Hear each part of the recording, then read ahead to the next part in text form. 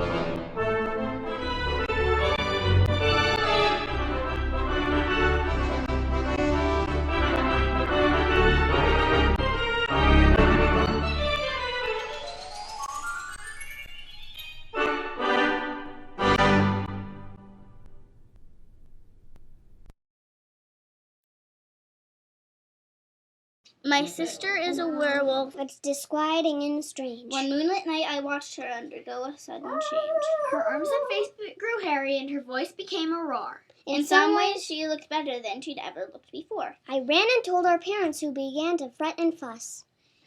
In despair and disapproval, moaning, "No, she's not like us." I adore my sister dearly, but reluctantly agree. How I wish she was a vampire like her loving family.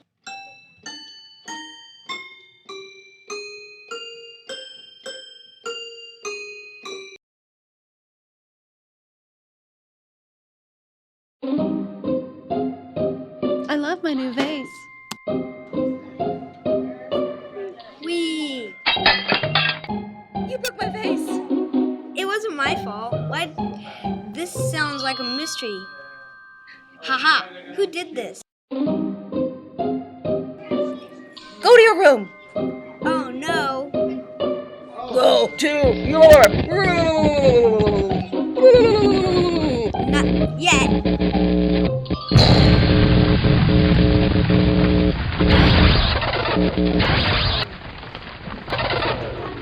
Well, that was a good ending. Whoa! Here comes the end!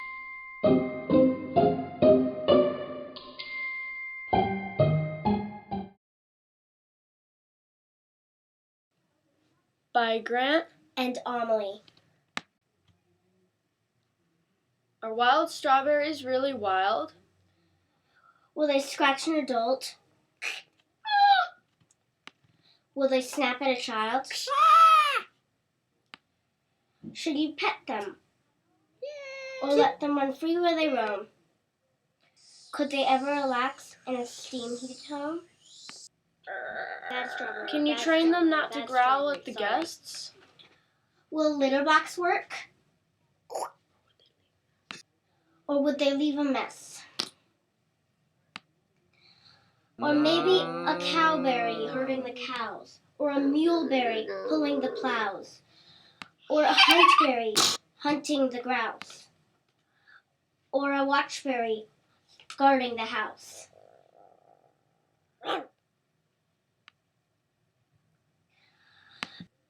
And though they may curl up at your feet, oh, so sweetly, can you ever feel that you trust them completely?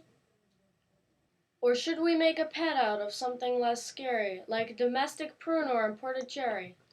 Well, you've been warned, and I will not be blamed if your wild strawberry cannot be tamed.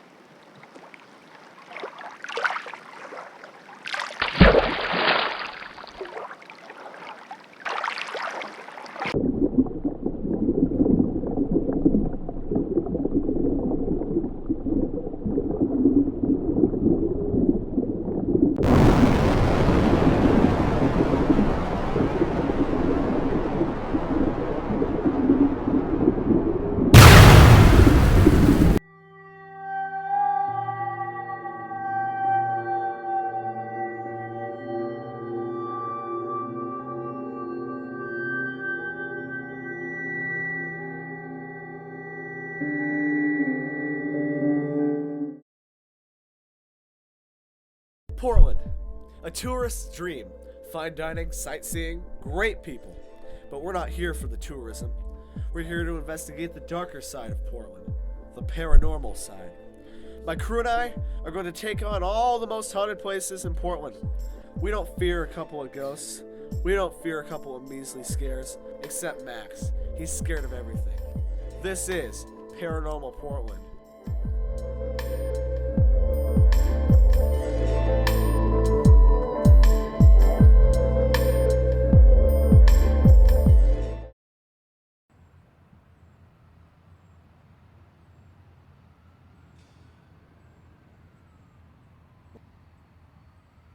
1934, Sarah A. Davis died and was buried here, along with many others.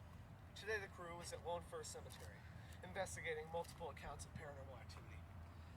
Hopefully, they'll get us scared.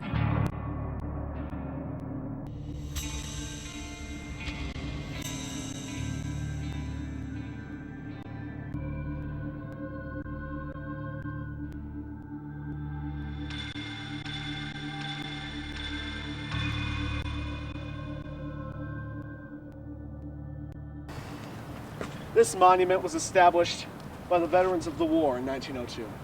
Legend has it, that man up there, a boy was encased into the steel, crying as they left him up there to die. Long ago, probably very soon after I moved to Portland, I came to Lone Fir because I've always been interested in cemeteries and just sort of scouted around for who might be here. You know, like when you move to a place and you want to meet people, I was interested in meeting dead people as well as living people. I met her early on. As you see, her name is Mary E. White Joslin, and she was not born here. She was born in Dubuque, Iowa, in 1849. She died not here either. She died in Ballard, Washington in 1905. So the first thing that interested me about Mary was, well, if she died in Ballard, Washington, why is she buried in Portland, Oregon? What's that about? And then I scouted around a little more and I saw a couple of interesting things. One is that she had a son who died before he got very old. I don't think he was even 20. And clearly that was very painful for her. And so she's been in my mind. I did a little research thinking maybe I'd find out about the family. And very recently, like second week of July in 2013, I found out about that tree, this big maple tree, which has been over these graves for a long time, suddenly busted open, which is, as you know, extremely unusual for a maple tree. So then I realized, as I did the research, Mary never wanted to be here. She never wanted to live in Portland. Then her son died in Portland. She certainly didn't want to be buried in Portland. Against her wishes, she was buried here in Lone Fir Cemetery. And as that tree grew, in a way, there was some kind of sympathetic relationship between Mary and the tree, which I realize is unusual, but a lot of things that we think are unusual happen in life. And just a couple weeks ago, Mary finally was able to leave Portland, Oregon by getting high enough up through those roots and through the trunk of that tree that she could actually burst out through the trunk of the tree. You see all of the, well, it sort of just looks like sawdust, but you can see the damage, and escape from a place she never really wanted to be.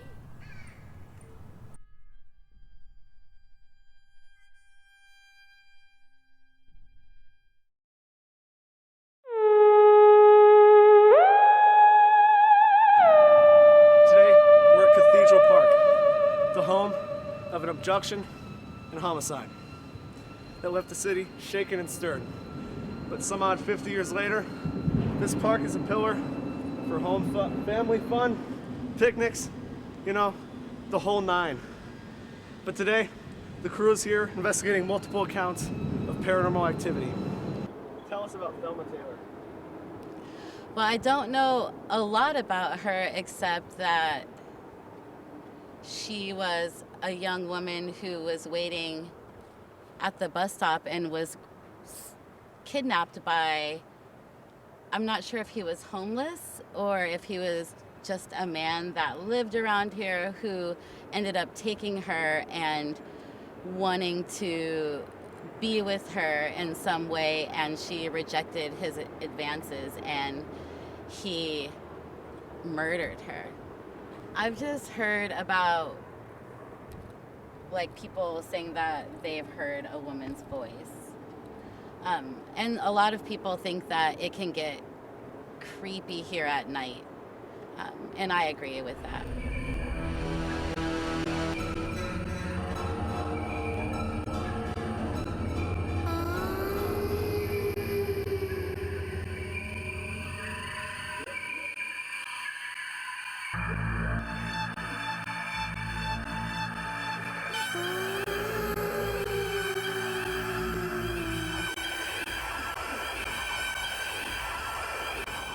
Know that this park has a haunted history, so I decided to come here one evening alone and just have some time here. And so I laid out in the grass for about 15 minutes, and I thought about her. I thought about what it must be like and what must have happened that night. And nothing really happened. I started to get sleepy, so I went back to my car. And when I went to my car, I sat in there for a moment because it was really foggy and my windows were all steamed up. And before I could let the windows defrost, there started being this really loud and creepy scratching on my car window. And I started shaking and my heart was beating really fast. I was really confused because I wasn't sure if there were raccoons outside or if maybe there was some kind of critter around. So I couldn't even see out the windows, but I was just really afraid. So I asked the scratching to stop. And it stopped for about 1 minute, and then it just started going again. And I was so afraid that I ended up having to call my best friend. And she came, and she met up with me, and she ended up praying for me a lot. But I was so afraid, and I still, to this day, have no idea where the scratching came from, but it scared me so bad that I was shaking. As I walk through the streets of Portland, I realize it's not all bad. You know, we shouldn't be scared of every ghost. But with that being said, there's lots of paranormal experiences out there for us to capture, and we'll do it. This was Paranormal Portland.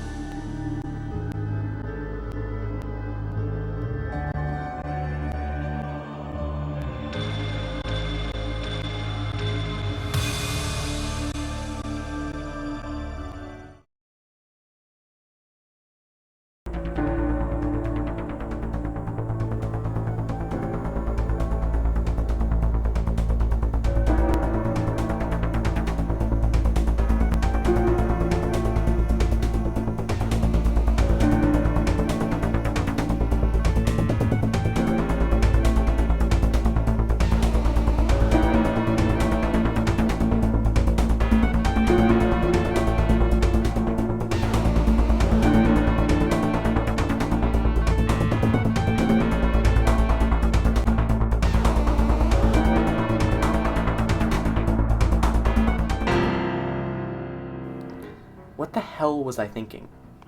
They knew something was up. This wasn't smart, thinking we'd get away with something like this. And running down the street with 50,000 G's isn't smart either.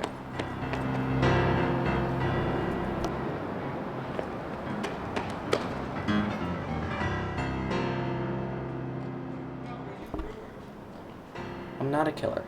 Never have been. I was just desperate, like everyone I knew. So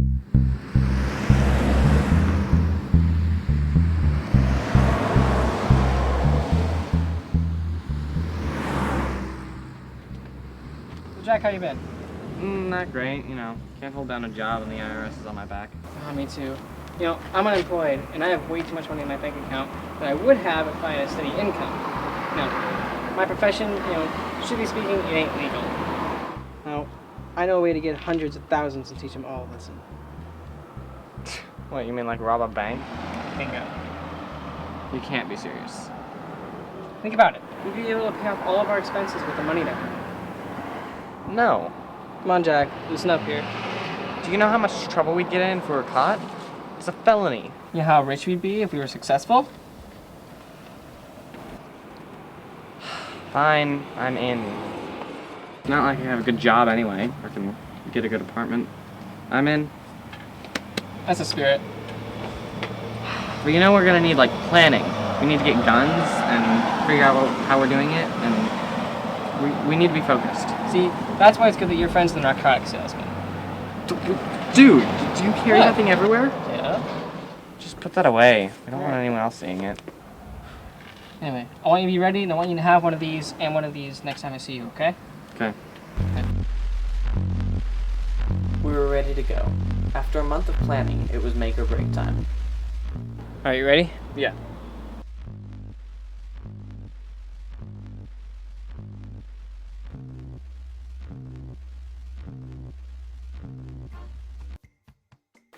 Nobody move, this is a robbery. Put all the money in the bag.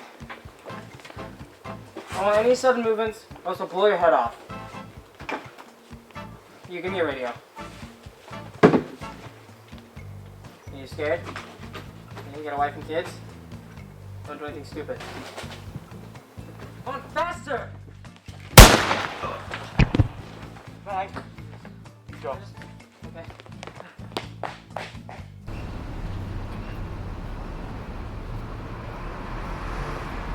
Okay, you go this way, I'll go that way. Meet up in the rendezvous point in 20 minutes.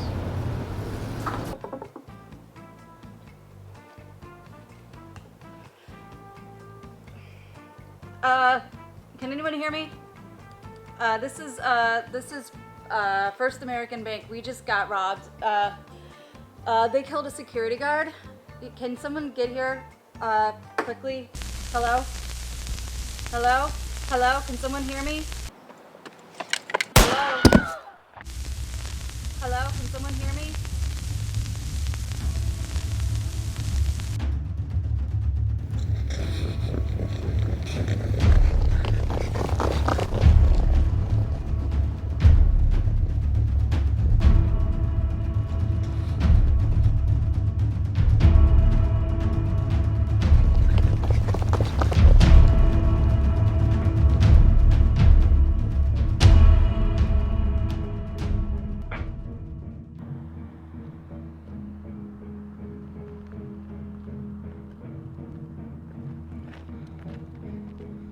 You aren't followed or anything, right?